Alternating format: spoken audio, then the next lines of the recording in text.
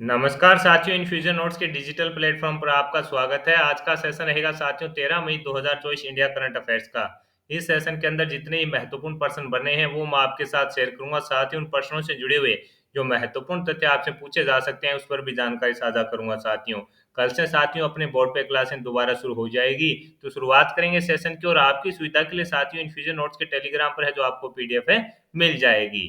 शुरुआत करेंगे सेशन की। पहला क्वेश्चन आपसे पूछा है कि हाल ही में किसने 3D प्रिंटेड रॉकेट इंजन का है जो सफल परीक्षण किया है। आंसर हो जाएगा साथियों किसके द्वारा, इसरो के द्वारा। साथियों हाल ही के अंदर 3D प्रिंटेड रॉकेट इंजन का सफल परीक्षण है जो किया गया है। भारतीय अंतरिक्ष एजेंसी इसरो ने एक और बड़ी उपलब्धि अपने नाम कर ली है। इसरो ने एडिटिव मैन्युफैक्चरिंग यानी 3D प्रिंटिंग तकनीक का उपयोग कर बनाए गए लिक्विड रॉकेट इंजन का परीक्षण है जो सफलतापूर्वक कर लिया है। यह इंजन साथियों इसरो के ध्रुवीय उपग्रह प्रक्षेपण यान पीएसएलवी के ऊपरी चरण PS4 में उपयोग के लिए लिया जाएगा। तो इंपॉर्टेंट क्या रहेगा कि हाल ही में किसने 3D प्रिंटेड रॉकेट इंजन का सफल परीक्षण किया।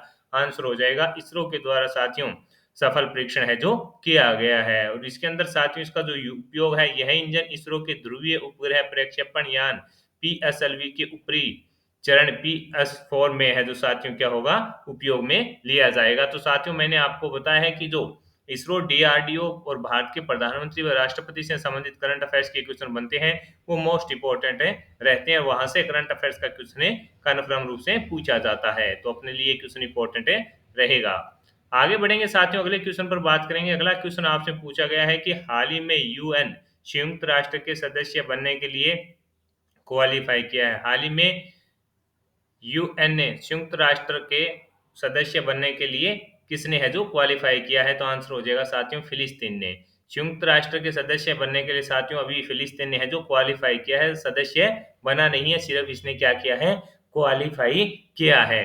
फिलिस्तीन ने संयुक्त राष्ट्र का सदस्य बनने के लिए क्वालिफाई कर लिया है। भारत ने फिलिस्तीन के पक्ष में जो वोट डाला।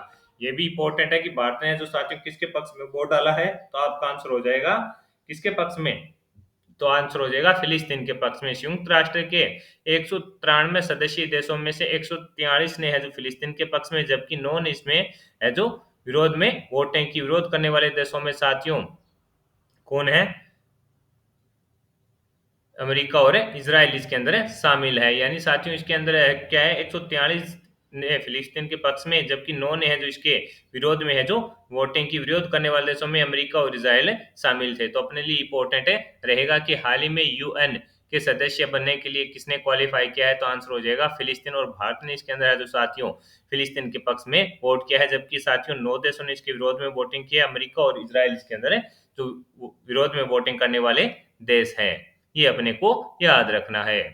आगे बढ़ेंगे साथियों, अगले क्वेश्चन पर बात करेंगे। अगला क्वेश्चन आपसे पूछा है कि नीदरलैंड के वुट में हेरिंग स्लूटिंग खेलों में स्तर की पहली आउटडोर प्रतियोगिता में ज्योति याराजी ने कौन सा पदक जीता है। ये भी क्वेश्चन साथियों अपने लिए इंपॉर्टेंट रहने वाला है। नीदरलैंड के वुट में हेरी स्लूटिंग खेलों में स्तर की पहली आउटडोर प्रतियोगिता में ज्योति याराजी ने कौन सा पदक जीता। तो आपका आंसर हो जाएगा स्वर्ण पदक है जो जीता है। भारत की राष्ट्रीय रिकॉर्डधारी ज्योति याराजी ने बेहतरीन प्रदर्शन करते हुए साथियों गुरुवार को नीदरलैंड के वुट में हैरी शूटिंग खेलों में सीजन की पहली आउटडोर प्रतियोगिता में स्वर्ण पदक जीता। ज्योति ने 100 मीटर बाधा दौड़ में ये उपलब्धि हासिल है जो की है। तो अपने लिए इंपॉर्टेंट रहने वाला क्वेश्चन है और आपसे साथियों पूछा जा सकता है। फिर भी साथियों ये ओलंपिक के लिए है जो क्वालिफाई नहीं कर पाई है। नीदरलैंड के वुट हैरी शूटिंग खेलों में स्तर की पहली आउटडोर प्रतियोगिता में ज्योति याराजी ने कौन सा पदक जीता। तो आंसर हो जाएगा स्वर्ण पदक है जो जीता है। इंपॉर्टेंट क्वेश्चन साथियों रहने वाला है।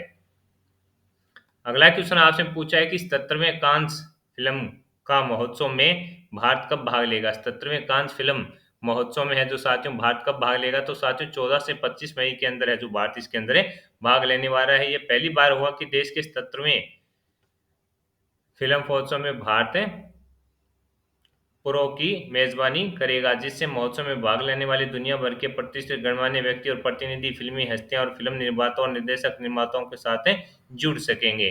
कब से कब, तो साथियों ये 14 से 25 मई को होगा। और इसके अंदर है जो साथियों भारत प्रो है जो इसको नाम दिया गया है, जिसकी मेजबानी करेगा। कब से कब 14 से 25 मई को, ये अपने को याद रखना है। इस प्रकार का क्वेश्चन साथियों पूछे लिया जाता है कि 17वें कान फिल्म महोत्सव में है जो भारत कब भाग लेगा। तो आंसर हो जाएगा 14 से 25 मई को है जो भारत इसके अंदर भाग लेगा। आगे बढ़ेंगे साथियों, अगले क्वेश्चन पर बात करें। अगला क्वेश्चन आपसे पूछा है कि हाल ही में चर्चा में सोनाई रूपाई वन्य जीव अभ्यारण्य किस राज्य में है? तो आपका आंसर हो जाएगा असम के अंदर। नेशनल ग्रीन ट्रिब्यूनल ने असम के मुख्य सचिव से सोनाई रूपाई वन्यजीव उद्यान में निर्माण गतिविधियों की अनुमति देने के लिए जिम्मेदारी अधिकारियों की पहचान करने की है जो मांग की है। यह वन्यजीव उद्यान जो है साथियों 175 किमी में फैला हुआ है। यह ग्रेट हिमालय की तलहटी में स्थित है। इस क्षेत्र को 1998 में है जो अभ्यारण्य घोषित किया गया था। तो अपने लिए इंपॉर्टेंट है कि हाल ही में चर्चा में सोनाई रूपाई वन्य जीव अभियान किस राज्य में है? तो आपका आंसर हो जाएगा असम के अंदर है। कहां पर है? असम के अंदर। और हाल ही में ये चर्चा में है, तो आपसे क्वेश्चन है पूछ लिया जाएगा कि इस प्रकार की हाल ही में चर्चा में सोनाई रूपाई वन्य जीव अभियान किस राज्य के अंदर है? तो आपका आंसर हो जाएगा असम के अंदर है। अगला क्वेश्चन आपसे पूछा है कि हाल ही में किस बैंक ने निष्क्रिय खातों को बंद करने की घोषणा है जो की है? ये क्वेश्चन भी इंपॉर्टेंट है और चर्चा में है, तो साथियों क्वेश्चन है बन सकता है कि हाल ही में किस बैंक ने निष्क्रिय खातों को बंद करने की घोषणा की? तो आपका आंसर हो जाएगा पंजाब नेशनल बैंक। किसने? पंजाब नेशनल बैंक ने साथियों घोषणा की है कि 31 मई 2024 तक केवाईसी की प्रक्रिया और नो योर कस्टमर पूरी नहीं कर लेते हैं, तो पिछले 3 वर्षों से बिना किसी गतिविधियां और बिना बैलेंस वाले खातों को है जो बंद कर दिया जाएगा। यानी पिछले 3 वर्षों के अंदर साथियों बिना किसी गतिविधि के जो खाते हैं उनको है जो 31 मई के बाद है जो बंद कर दिया जाएगा। उसके बाद साथियों किसी भी प्रकार का है जो पर्सनली है जो खाते धारक है उसको नोटिस है तो नहीं भेजा जाएगा। इस प्रकार का ये नोटिफिकेशन है जो साथियों पीएनबी के द्वारा जारी किया गया है। यानी पीएनबी बैंक है जो साथियों जो निष्क्रिय खाते हैं पीएनबी के अंदर उनको बंद करने जा रहा है। अगला क्वेश्चन है कि 22वीं एशियाई स्क्वैश चैंपियनशिप कहाँ होगी? तो आंसर हो जाएगा साथियों चीन के अंदर।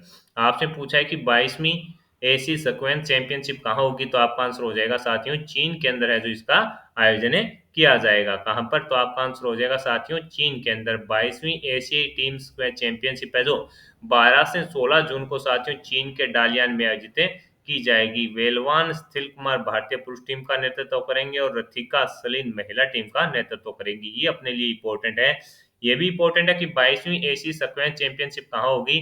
तो आपका आंसर हो जाएगा चीन के अंदर। 22वीं एशियाई टीम स्क्वैश चैंपियनशिप 12 से 16 जून 2024 तक चीन के डालियन में आयोजित की जाएगी और भारतीय जो पुरुष टीम है उसका नेतृत्व करेंगे वेलवान स्थिल कुमार और साथियों जो महिला टीम है उसका नेतृत्व करेंगे रथिका सीलन। तो अपने लिए इंपॉर्टेंट है रहने वाला है।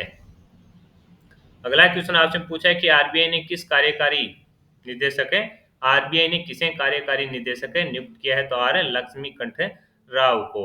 आपसे पूछा है आरबीआई ने किसे कार्यकारी निदेशक नियुक्त किया है? तो आंसर हो जाएगा आर लक्ष्मीकांत राव को है जो नियुक्त किया है। रिजर्व बैंक ने आर लक्ष्मीकांत राव को तत्काल प्रभाव से कार्यकारी निदेशक नियुक्त किया है। राव ईडी के तौर पर प्रमोट होने से पहले राव डिपार्टमेंट ऑफ रेगुलेशन में चीफ जनरल मैनेजर इंचार्ज के तौर पर काम है जो कर रहे थे। तो ये भी इंपॉर्टेंट क्वेश्चन रहेगा कि साथियों हाल ही के अंदर आरबीआई ने है जो किसे कार्यकारी निदेशक नियुक्त किया है? तो आंसर हो जाएगा आर लक्ष्मी कंठ राव को है जो साथियों आरबीआई के द्वारा है जो कार्य निदेशक है जो नियुक्त किया गया है। अपने लिए इंपॉर्टेंट है रहेगा। आरबीआई से संबंधित अगर कोई क्वेश्चन बन रहा है तो वास्तव में साथियों इंपॉर्टेंट है रहेगा।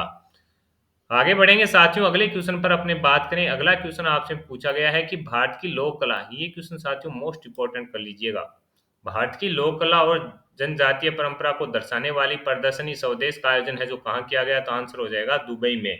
आपसे पूछा है कि भारत की लोक कला और जनजातीय परंपरा को दर्शाने वाली प्रदर्शनी स्वदेश का आयोजन है जो कहाँ किया गया?